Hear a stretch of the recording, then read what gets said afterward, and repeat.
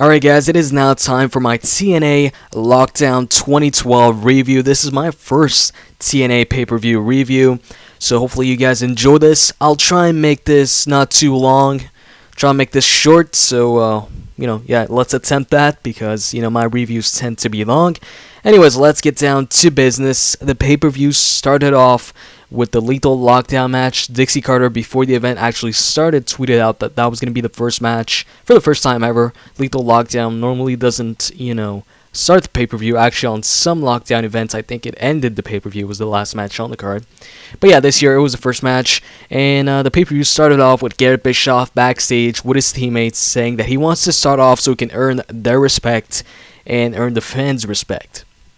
So he starts off the match for his team, and Gunner starts off the match. He's the first guy for Eric's team, so it's Gunner versus Garett in the beginning. Then Bully Ray comes out. After Bully Ray, the crowd is actually chanting for Austin Aries, and what do you know, Austin Aries comes out next. After Austin Aries comes out, it's time for Kazarian comes out. And Kazarian comes out with a shaved freaking head. The guy doesn't have his long hair anymore, so he looks freaking weird. And the crowd was actually chanting, "You look stupid, you look stupid," right after Kazarian got in the ring. And you know what, I've got to agree with the fans. Kaz just doesn't look right with a shaved head. He needs to grow the hair back. And after Kaz, I think it was AJ Styles maybe on the face team that comes out. And afterwards it was Daniels. After Daniels it was Mr. Anderson, I think.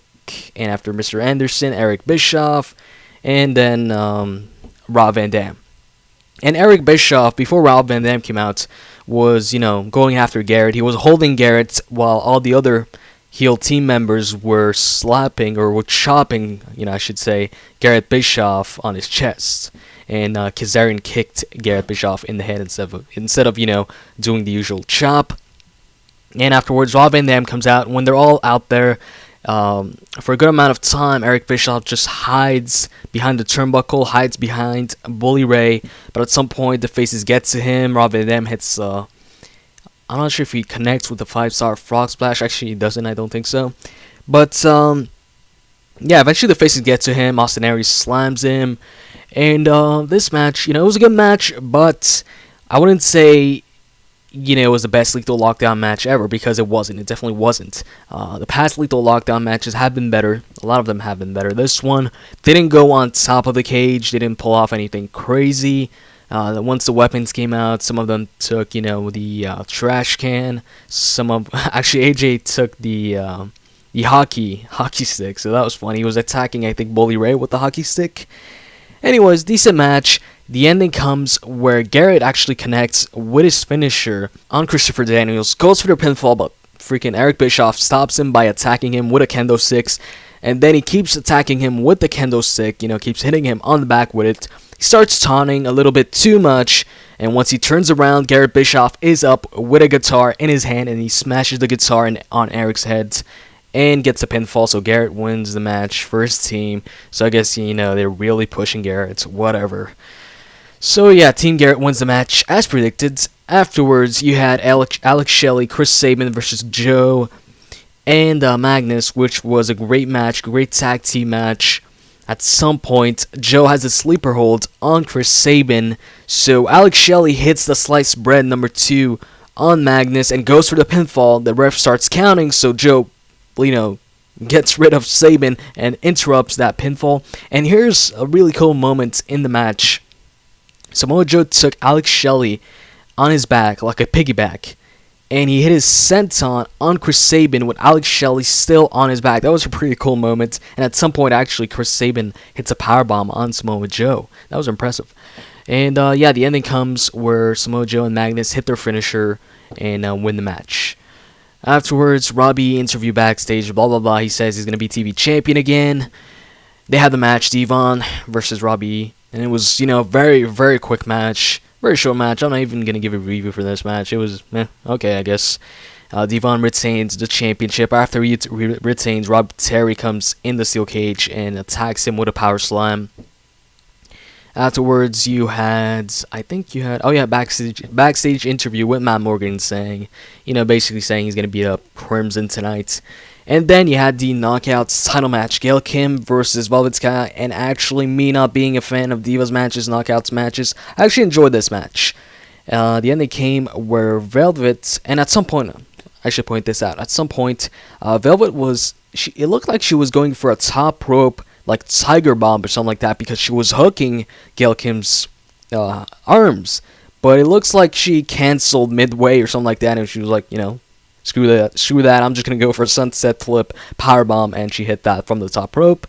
And the ending came where Madison Rayne, she was, outside the steel cage to support Gail Kim. She was distracting Velvet Sky, and then as she was distracting her, Gail Kim was trying to escape the cage, so Velvet goes up to Velvet.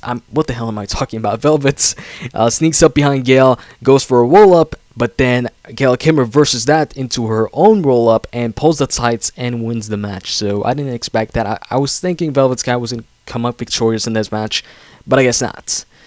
So after that match, you had Ric Flair coming out to the ring. I think this was just filler, just to waste some time for the pay-per-view.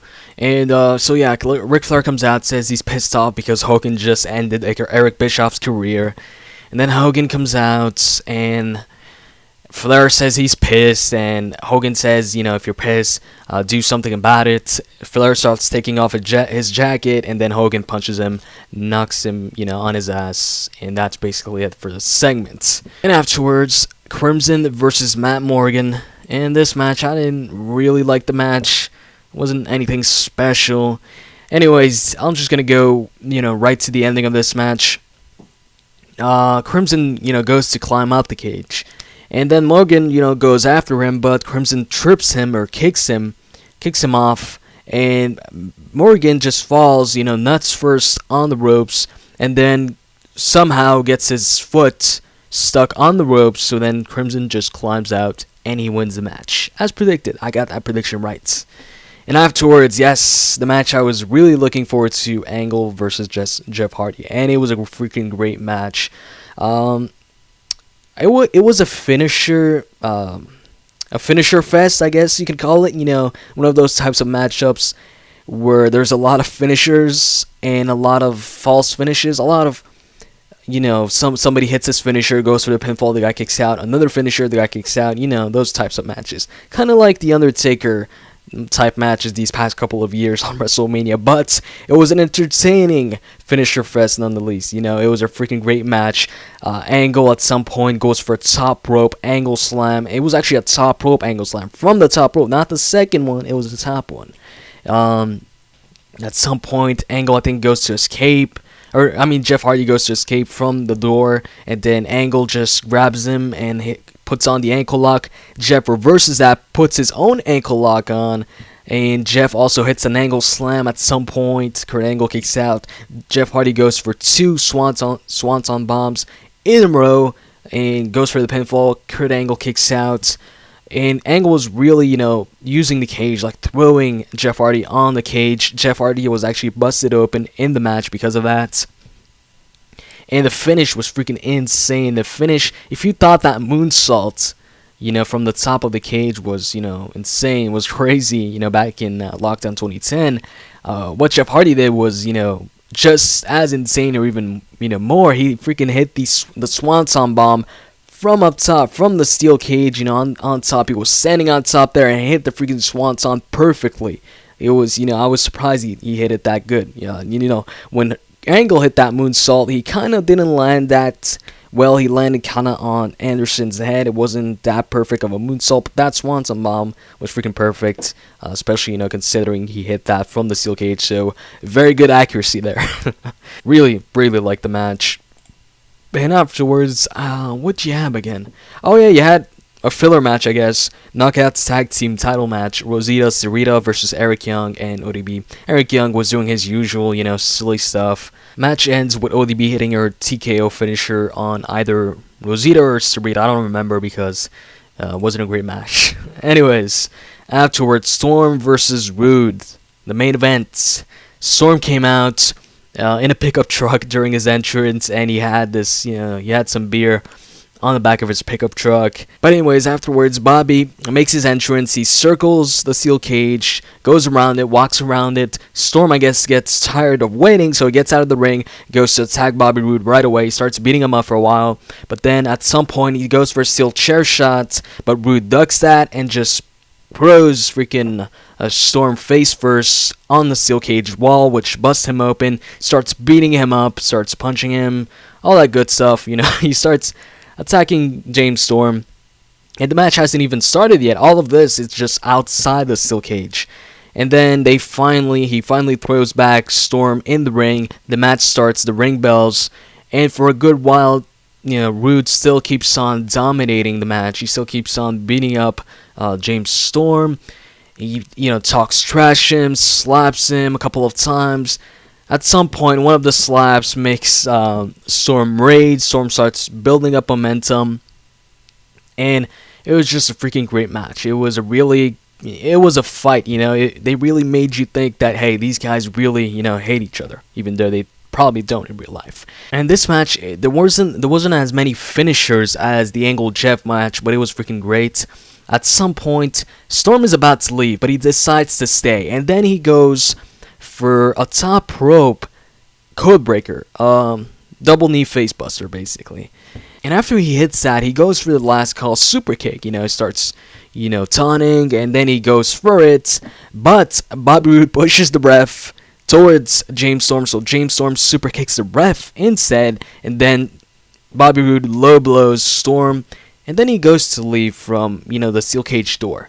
So we're thinking he's gonna leave, but no, he actually tells the ref that's outside the ring to give him a beer bottle, one of the beer bottles that Storm brought. So the ref does give him one of the beer bottles, and Roode hits James Storm on the top of the head with the beer bottle, so he smashes the bottle on Storm's head and tells the referee that's outside to get in the ring so he can count the pinfall. So Roode gets on top of Storm, 1, 2, and actually Storm kicks out, and there was a huge pop for Storm kicking out. And the crowd pretty much sucked, the whole night, but there was a huge pop for that. Anyways, after that, Storm was pissed off. He was complaining to the referee. He turns around and gets caught with a last call super kick. So Storm finally hits a super kick, but he's too tired to go for the pinfall, and Roode kind of rolls over close to the steel cage door. And then eventually they both get up, Roode close to the steel cage door, Storm a little bit, like in the middle of the ring. So Storm gets close to Roode. He goes for the super kick. He connects, but since Roode was so close to the steel cage door, actually the steel cage door was right behind him, that kick propels Roode out of the steel cage door, and Roode, falls out the steel cage door, and basically he wins the match because both feet touch the floor. He's outside the steel cage, and freaking James Storm, just can't believe it. Roode wins the match. He retains the championship. And yeah, that's the finish. It was a freaking great match. I just didn't like the finish. I don't like that type of finish. I wanted the match to end, with Storm getting the pinfall or submission, or Roode just escaping the cage on his own will, or getting the pinfall, or submission. And it's not only that, that finish has been used so many times in the past, so yeah. But anyways, overall, I'd give this pay-per-view a 6.5 out of 10. I didn't like Crimson Morgan, Devon, Robbie E, the tag team knockouts title match.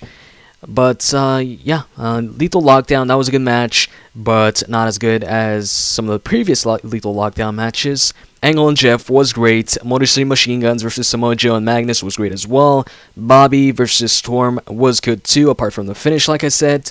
So that's basically it. In the comment section, tell me what you guys thought of the pay-per-view if you watched it. What was your favorite match? Mine was Angle and Jeff. And with that said, I'm out. See ya.